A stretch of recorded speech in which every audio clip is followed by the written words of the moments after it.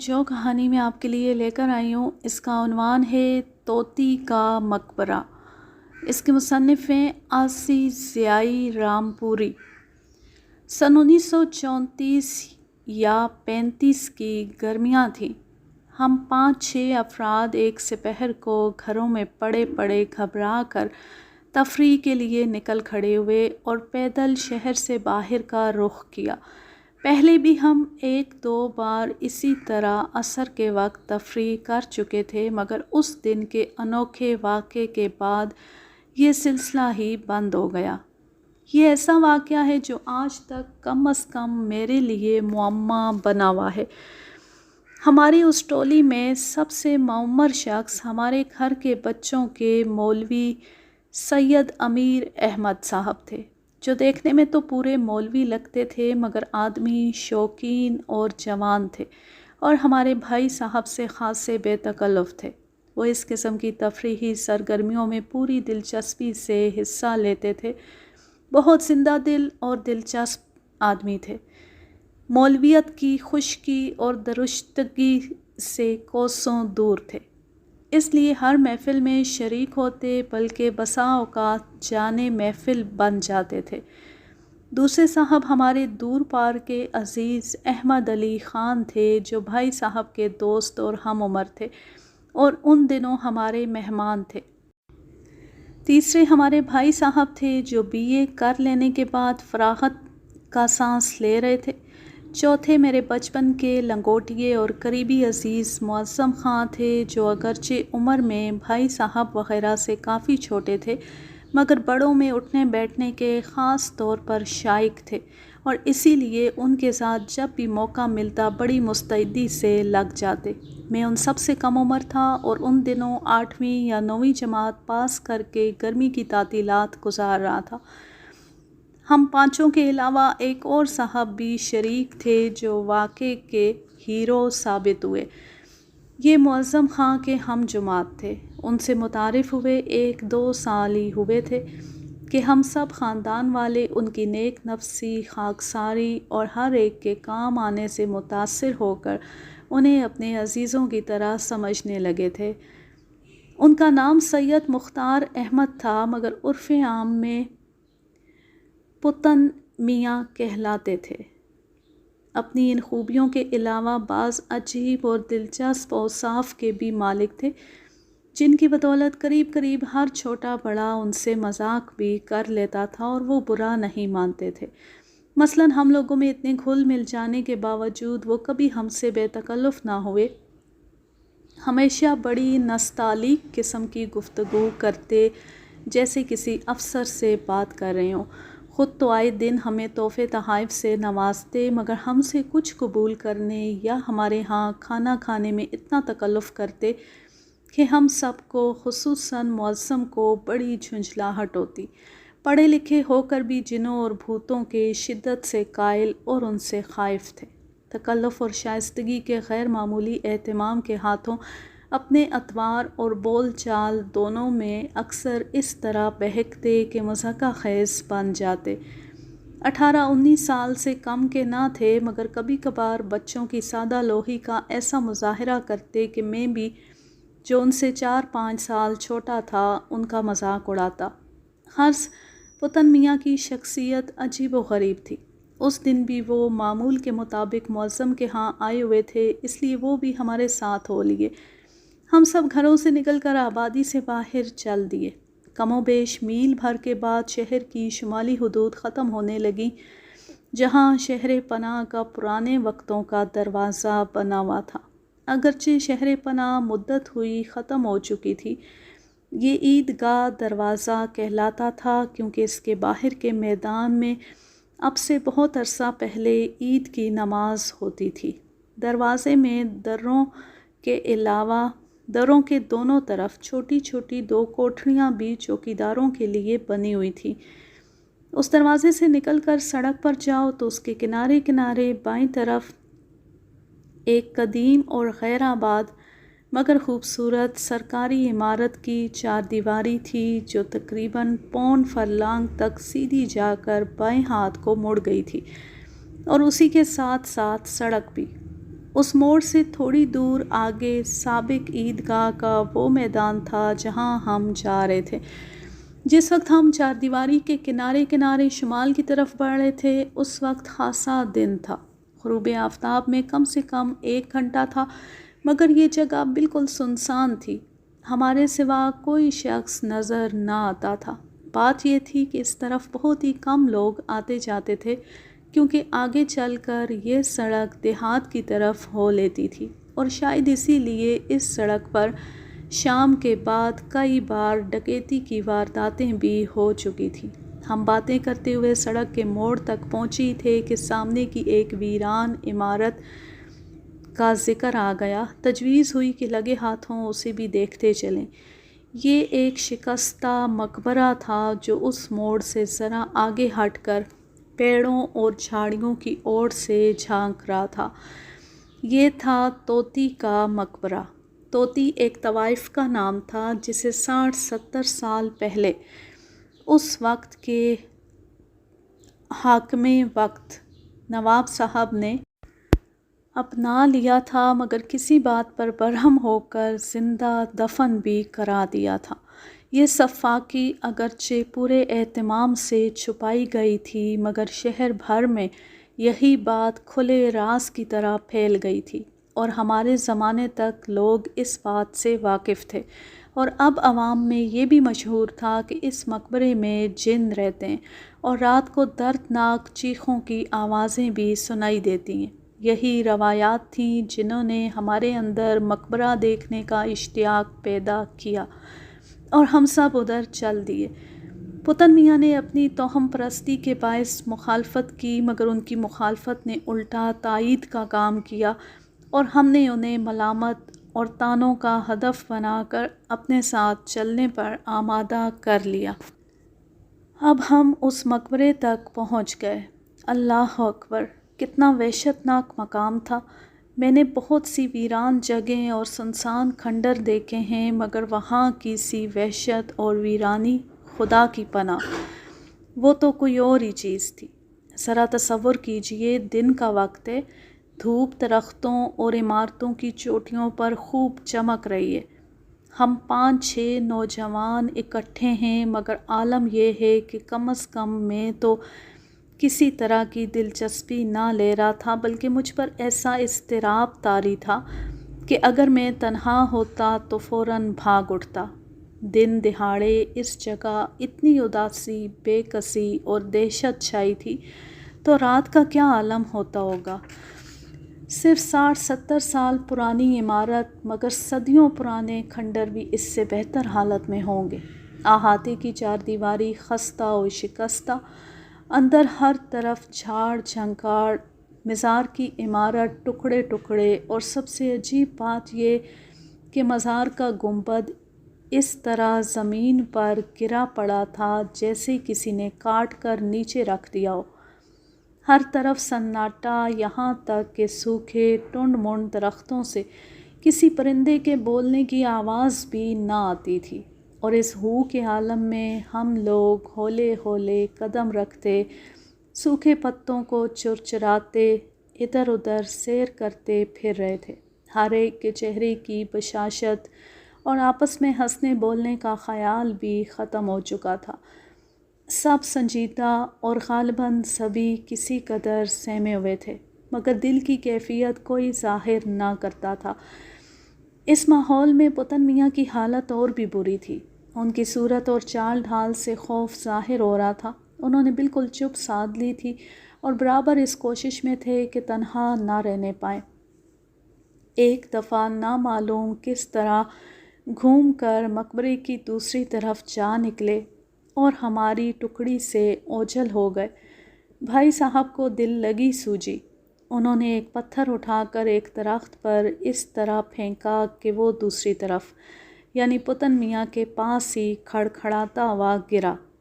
پتن میاں اس آسمانی آفت سے ایسا گھبرائے کہ بغیر دیکھے کہ یہ کیا چیز ہے بھاگ کر ہم سے آ ملے، اور اصرار کرنے لگے کہ یہاں سے جلد چلا جائے۔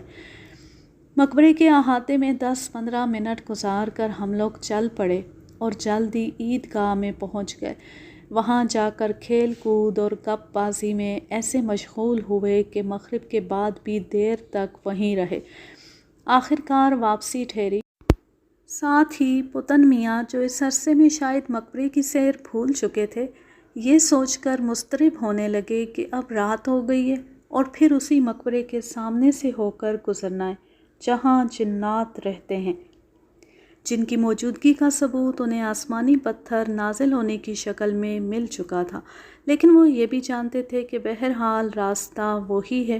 مجبوراً ساتھ چلنے لگے، لیکن اب یار دوستوں نے انہیں جنوں بھوتوں کے فرضی قصے اور خیالی امکانات کی باتیں سنا سنا کر اور زیادہ دہلانا اور سہمانا شروع کر دیا، اور اس دل لگی کا نتیجہ یہ ہوا کہ ابھی سڑک کا وہ موڑ آدھے فرلانگ پر ہوگا کہ پتن میاں نے آگے بڑھنے سے قطعی انکار کر دیا اور کسی کے طعنوں یا فہمائشوں کی بھی پرواہ نہ کی۔ اس پر سب لوگ کچھ سنجیدہ ہوئے اور آخر معظم نے پیشکش کی کہ پتن میاں ان کے کندھے پر اپنا سر ٹکا کر اور اپنے ہاتھ سے اپنا منہ چھپا کر ساتھ چلیں۔ اس پر پتن میاں توہن و کرہن راضی ہو گئے، کیونکہ وہاں اس وقت کوئی سواری بھی نہ مل سکتی تھی۔ جو وقت گزرتا جا رہا تھا، ماحول اور بھی بھیانک ہوتا جا رہا تھا۔ رات اگرچہ چاندنی تھی، شاید چاند کی 10ویں 11ویں تاریخ ہوگی، مگر اس ملگجی مدھم روشنی میں اس علاقے کا منظر شاید تاریک رات سے بھی زیادہ ڈراؤنا ثابت ہو رہا تھا۔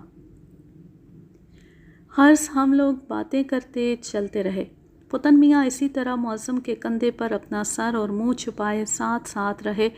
وہ اتنے خوفزدہ تھے کہ بالکل خاموش رہے، بلکہ کسی نے ایک آدھ بار انہیں مخاطب بھی کیا تو انہوں نے کوئی جواب نہ دیا۔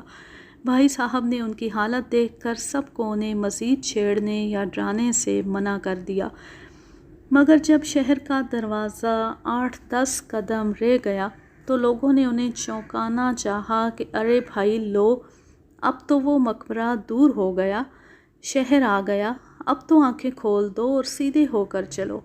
مگر پتن میاں پھر بھی بالکل خاموش رہے، البتہ قدم برابر سب کے ساتھ اٹھتے رہے۔ پہلے تو سب نے سمجھا کہ ابھی ان کا ڈر دور نہیں ہوا، مگر جب 2-3 آوازیں دینے کے بعد بھی کوئی جواب نہ ملا اور معظم نے انہیں سیدھا کر کے جدا کرنا چاہا تو وہ ڈگمگا کر گرنے لگے جیسے نیند میں ہوں۔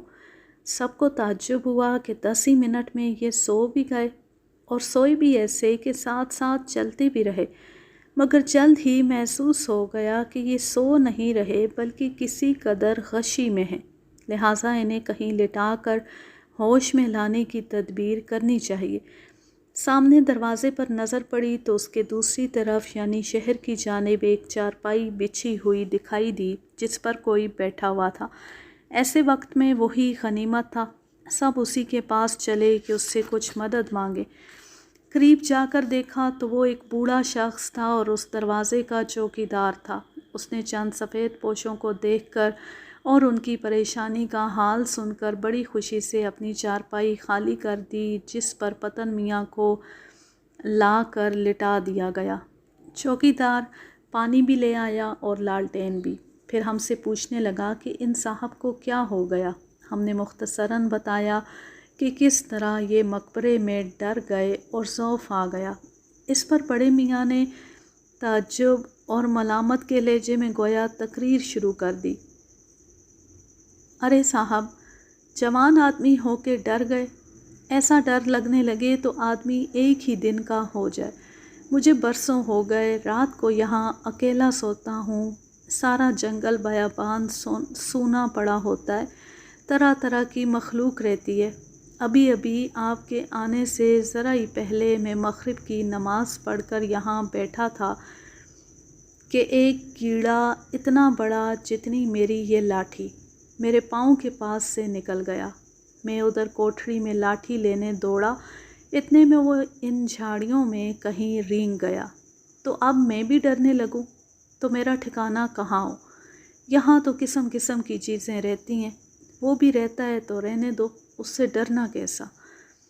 ہم نے بھی بڑے میاں کی کچھ دل سے کچھ مصلحتاً تائید کی اور اب پتن میاں کے منہ پر چھینٹے مار کر ہوش میں لانے کی کوشش کرنے لگے۔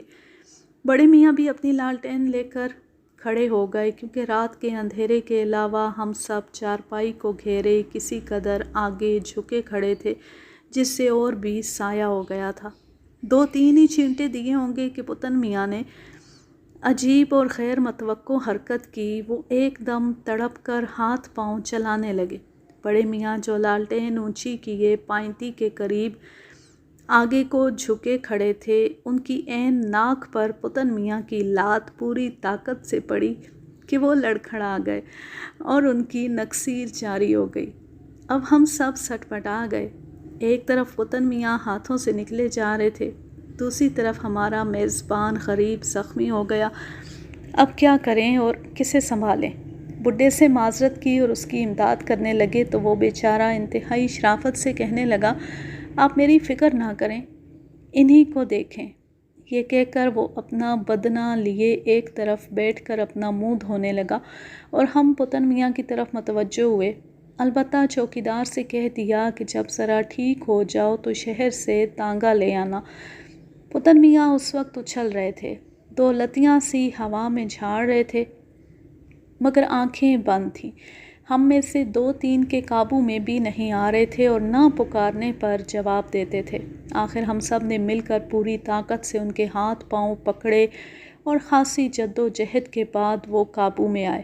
اس عرصے میں بڑے میاں کی حالت کچھ ٹھیک ہوئی تو وہ تانگا لینے چلے گئے۔ بالآخر بے بس ہونے کے بعد پتن میاں نے ایک نیا رخ بدلا۔ اب وہ کچھ بولنے لگے، لیکن اس طرح کہ دانت مضبوطی سے بھنچے ہوئے اور آواز بھی کسی قدر بدلی ہوئی۔ ہم پہل تو کچھ سمجھ نہ سکے کہ وہ کیا کہہ رہے ہیں، مگر ان کے کئی بار ایک ہی بات کہنے سے بات واضح ہوئی۔ ہم تو طوطی کے مقبرے جائیں گے، ہم تو طوطی کے مقبرے جائیں گے۔ انہوں نے یہ جملہ کئی بار دہرایا۔ اس انوکھی بات اور انوکھے لہجے سے ایک بار تو ہم سب بھونچ کے رہ گئے۔ یہ الفاظ سن کر میں نے سمجھا کہ پتن میاں بن رہے ہیں، مگر پھر خیال آیا کہ ان جیسے شرمیلے اور شائستہ آدمی سے اس قسم کے ڈھونگ کی توقع نہیں ہو سکتی۔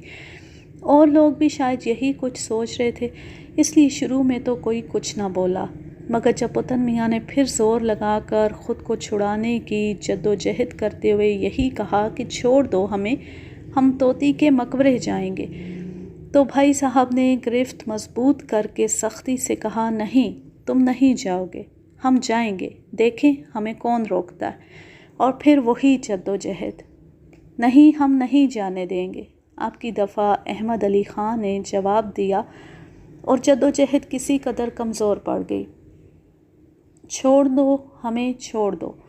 اب جدوجہد زیادہ شدید نہ رہی اور لب و لہجہ بھی نسبتاً نرم تھا۔ کیوں چھوڑ دیں؟ کیا کرو گے طوطی کے مقبرے جا کر؟ ہم وہاں رہتے ہیں، ہمارا گھر ہے۔ اب مجھے بھی کچھ وہم سا ہونے لگا کہ یہ کوئی پراسرار سی ہستی بول رہی ہے جس کا مسکن مقبرے میں ہے۔ لوگ ٹھیک ہی کہتے ہوں گے کہ اس مقبرے میں جنات رہتے ہیں، مگر ہم لوگوں کو تو ہمیشہ یہی بتایا گیا ہے کہ یہ سب وہم اور لغو باتیں ہیں، یہ جاہلوں پر دھونس جمانے کے لیے ڈھونگ رچائے جاتے ہیں۔ پھر یہ کیا تماشا ہے؟ پتن میاں ایسے کب تھے کہ وہ ہم پر دھونس جمانے کی کوشش کرتے، جبکہ ہم سب اس معاملے میں بدعقیدہ ہیں۔ غرض پتن میاں اس وقت ایک پہیلی بنے ہوئے تھے۔ آخر یہ پہیلی ختم ہونے لگی اور وہ بھی اس طرح کہ پہیلی اور الجھ گئی۔ 2-4 اسی طرح کے اور مکالموں کے بعد جب پتن میاں کے ہاتھ پاؤں نہ چھوڑے گئے تو ان کے منہ سے نکلا، اچھا اب ہم جاتے ہیں۔ جاؤ، ہم میں سے 2-3 ایک ساتھ بولے۔ السلام علیکم۔ وعلیکم السلام۔ اس اثناء میں پتن میاں نے اپنی عام مگر کسی قدر نحیف آواز میں کہا کہ چھوڑ دو، کیوں پکڑا ہے مجھے، اور آنکھیں کھول دیں۔ ہم نے احتیاط برتتے ہوئے آہستہ آہستہ چھوڑا تو کروٹ لے کر اٹھ بیٹھے اور پوچھنے لگے کہ کیا بات ہے، مجھے کیا ہو گیا تھا؟ ہم نے بات ٹال دی اور اتنا ہی کہا کہ تمہیں ضعف آ گیا تھا۔ پھر ان سے پوچھا گیا کہ اب تم کیسے ہو؟ تو کہنے لگے ٹھیک ہوں، اور ہمارے ساتھ پیدل ہی شہر کو چلنے پر آمادہ ہو گئے۔ ذرا آگے چل کر ایک تانگا مل گیا جسے وہ بڑے میاں لے کر آ رہے تھے۔ ہم نے اس بیچارے کا شکریہ ادا کیا، دوبارہ معذرت بھی کی اور ان کے پوچھنے پر بتایا کہ پتن میاں اب ٹھیک ٹھاک ہیں، پھر سوار ہو کر گھر آ گئے۔ اس کشمکش میں ہمارا آدھا گھنٹہ ضائع ہوا ہوگا۔ پتن میاں کو تانگے میں بیٹھے ہوئے بالکل نارمل حالت میں ہنستے دیکھ کر ہم لوگوں نے بھی وہ واقعہ بھلا سا دیا جو ان پر گزرا تھا، مگر معظم پر اس کا خاص اثر ہوا۔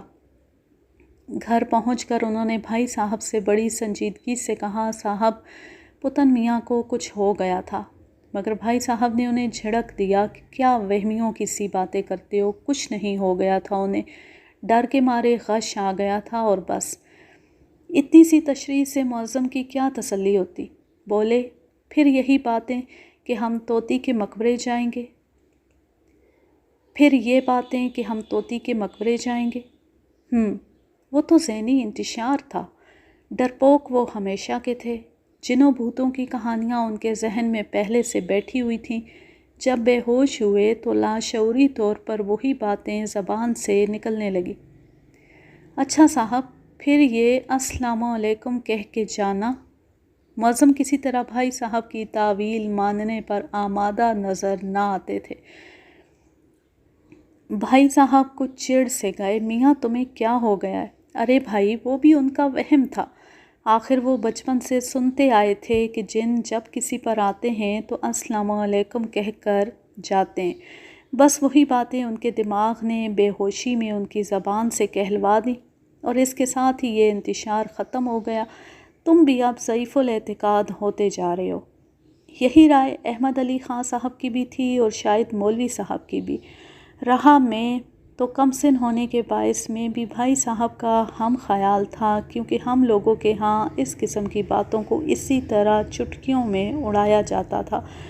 بلکہ بھائی صاحب نے مزید زور دینے کے لیے یہ بھی کہا، آخر وہ جن صاحب ہم میں سے کسی کے سر پر کیوں نہیں آئے؟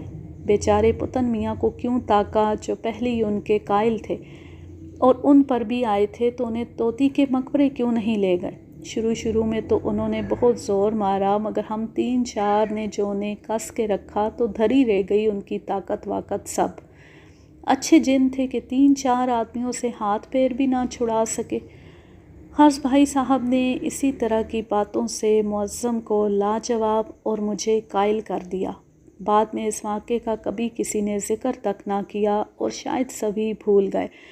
خود پتن میاں پر اس کے بعد ایسی کوئی واردات گزرنے کا مجھے علم نہیں، لیکن اب سوچتا ہوں کہ کیا واقعی انہیں کچھ ہو گیا تھا، یا یہ سب محض ان کی ضعیف الاعتقادی تھی؟ غرض کوئی توجیہ دل کو لگتی معلوم نہیں ہوتی۔ اب آپ ہی فیصلہ کریں کہ یہ کیا معاملہ تھا۔ یوں یہ کہانی اپنے اختتام کو پہنچی۔ اب میں لیتی ہوں آپ سے اجازت۔ جہاں رہیں خوش رہیں، شاد و آباد رہیں، ہنستے مسکراتے رہیں۔ اللہ حافظ، اللہ نگہبان۔